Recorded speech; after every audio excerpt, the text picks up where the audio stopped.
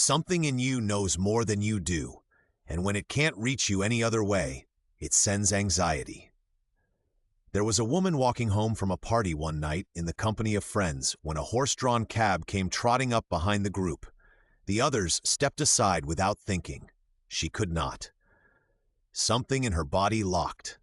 She ran, not sideways, not to the curb, but straight ahead of the horses, down the length of the road, the cabman cracking his whip and shouting, and none of it penetrating whatever had seized hold of her. By the time she reached the bridge at the end of the street, her strength had given out.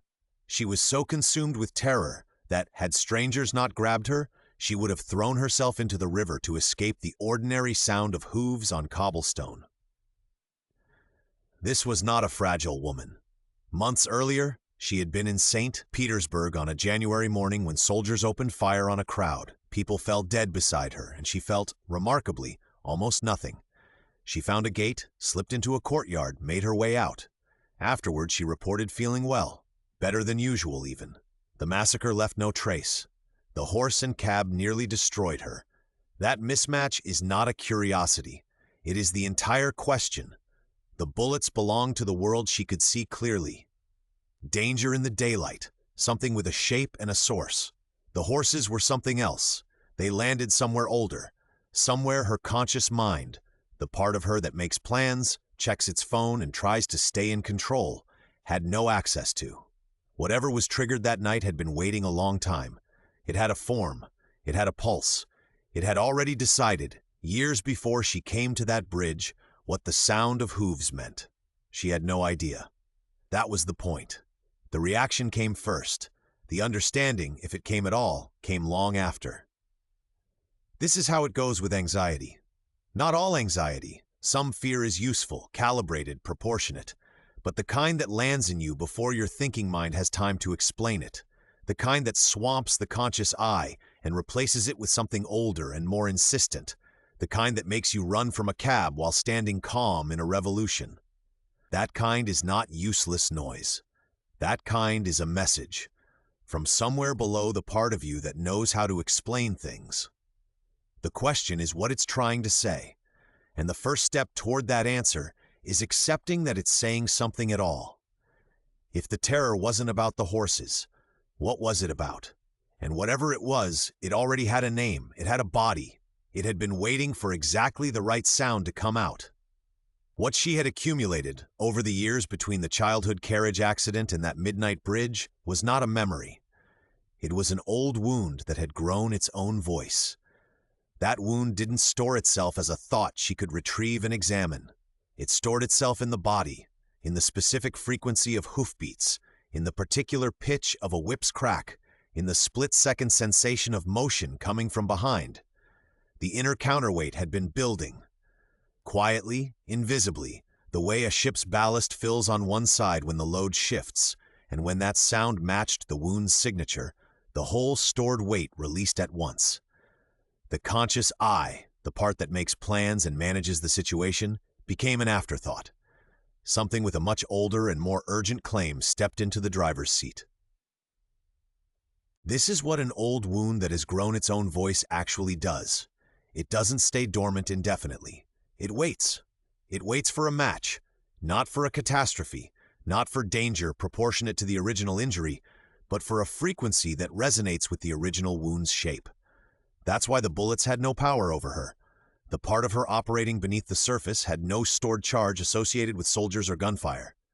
But the horses match something perfectly.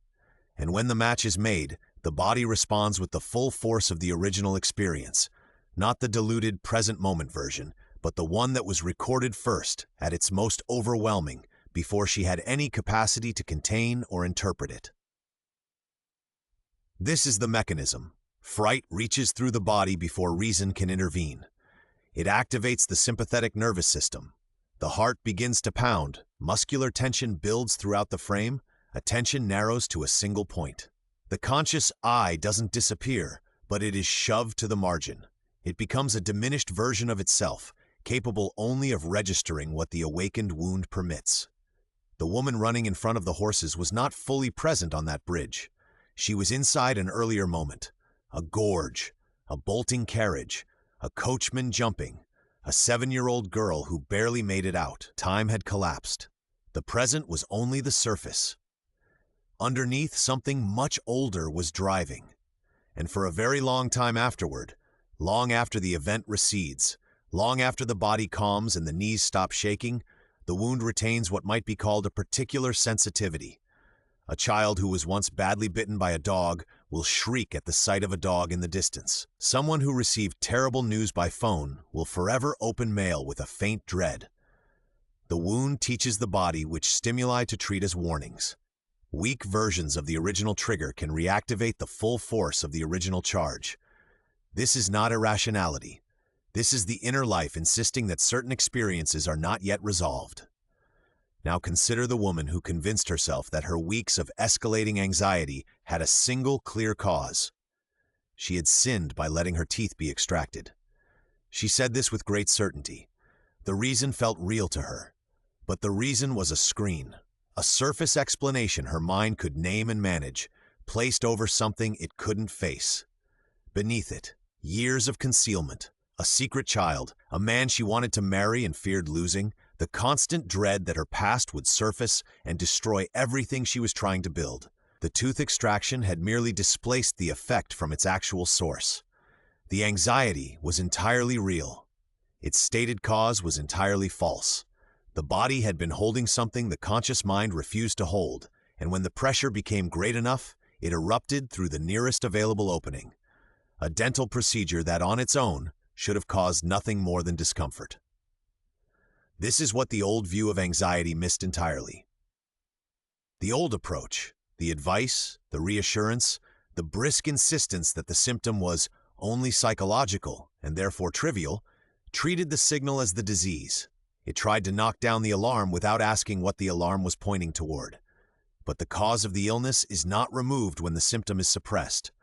The symptom was a signpost all along, pointing, sometimes directly, sometimes at a steep angle, toward what the conscious mind was unable or unwilling to contain. Suppress the signpost, and the cause remains. The body will find another way to point. What we are beginning to understand, not without some resistance, is that anxiety is not nature's error. It is the inner life's attempt to restore its own balance. Neurosis is not a foreign invasion. It is the part of you that couldn't get through the front door, finding a window. The question is why it has to speak this way, in racing hearts and irrational fears rather than plain language. And the answer is that whatever it is carrying was excluded, was pushed underground, and exclusion is exactly why it can only speak through the body. It never got to leave properly. It has to find another way out. It had to find another way out because the front door was closed.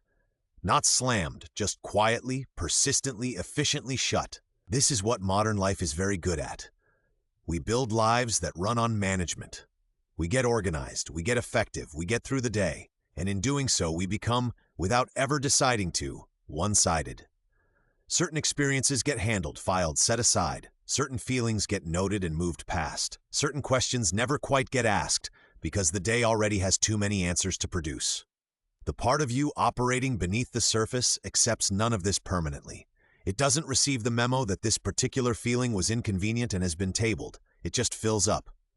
Quietly, over months and years, the excluded material accumulates. The anxiety that was explained away, the grief that was postponed, the anger that was too costly to feel, the longing that was labeled unrealistic and asked to wait. All of it goes underground, and underground, it doesn't sit still. It presses. This is the inner thermostat at work. The part of you that pushes back when conscious life gets too one-sided. Not with a thought, not with an argument, with a sensation. A wave of inexplicable dread before a meeting that on paper shouldn't frighten anyone. A constriction in the chest when someone says a perfectly ordinary sentence. A dream that leaves you unsettled in ways you can't name. The inner thermostat doesn't send letters, it sends symptoms. And the more fiercely the conscious I resists the signal, the more aggressive the signal becomes. This is the general rule. The more you resist, the more threatening and repulsive the material becomes. Not because the material is actually more dangerous, but because exclusion is itself a form of pressure. You push something into a smaller and smaller space, and it pushes back with proportionally more force. Here is where something strange and important becomes clear. There is a very old description of this dynamic, old enough that it didn't use the language of symptoms at all. It used the language of gods. The forces that now arrive as phobias and obsessions, and the nameless dread that wakes you at 3 in the morning were once named, honored, given altars and festivals and rituals of appeasement. They were not considered pleasant. They were not domesticated, but they were given their due. A space in the structure of life where their power was acknowledged and engaged with rather than suppressed. When the force was honored, it moved through and passed. When it was denied or called pathological, it went underground. And what goes underground does not, gods have not disappeared. They have become diseases. The inner powers that the ancient world called mana, that it addressed through ceremony and sacrifice, through confession and prayer, those powers are still entirely present. They now arrive under different names: anxiety disorder, obsessive thinking, the irrational fear that lands in the body before the mind can identify it. What we used to call the fear of the gods, we now call neurosis. The force is identical, only the vocabulary has changed. And by stripping the vocabulary of any acknowledgement that these forces might be real, might be meaningful, might be trying to tell us something, we've simply made ourselves less capable of hearing them. This is why denial makes it worse.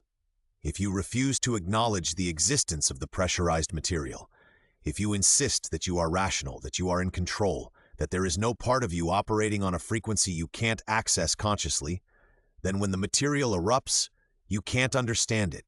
You can't assimilate it. You simply experience it as an external attack, a flaw in your character, a system malfunction, which is exactly the experience the woman had on the bridge. She wasn't running towards something. She was running from something she couldn't see, couldn't name, couldn't locate anywhere outside herself. And so she located it in the horses.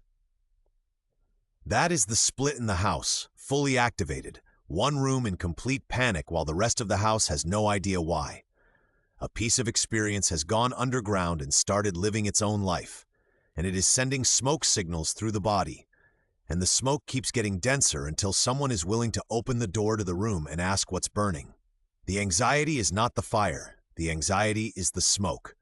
The fire has been there a long time, longer than the anxiety, longer than the symptom that finally made it impossible to ignore.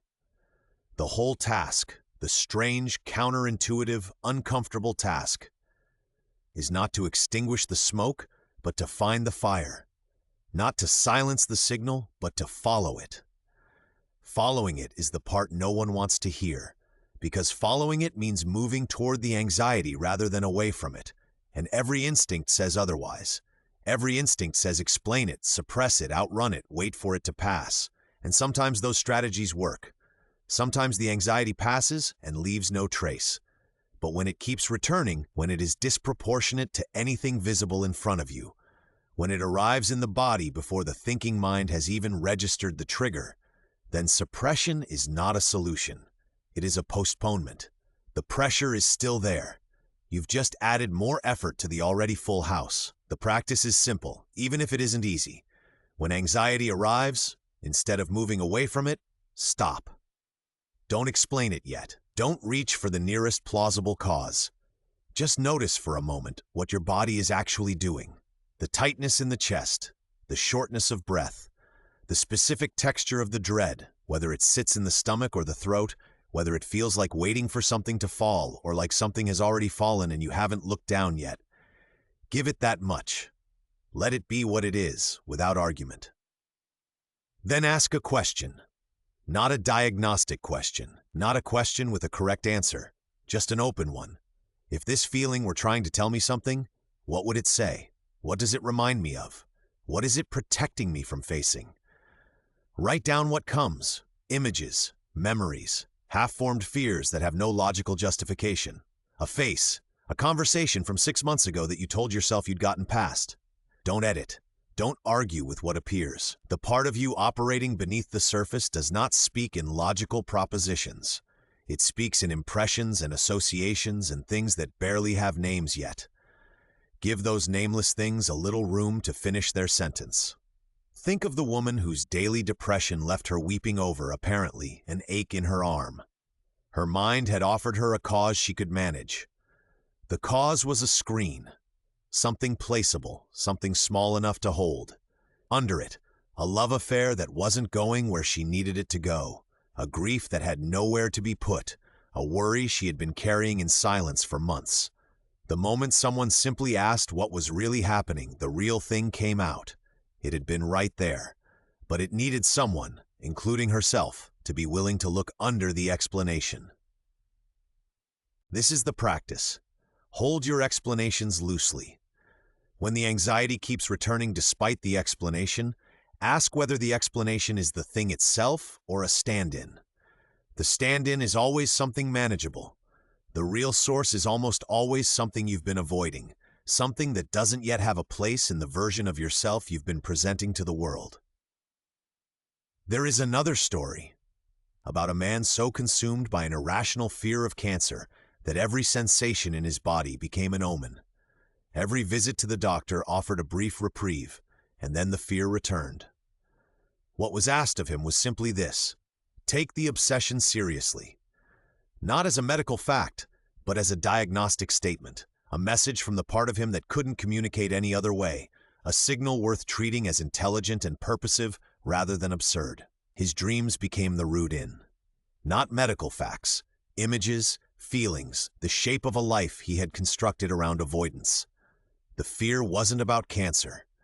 The fear was a pocket of feeling that had broken free from his control, acting with its own agenda independently of anything his conscious eye decided, and it had been pointing the whole time at a kind of dying that was already happening quietly in the way he had been living.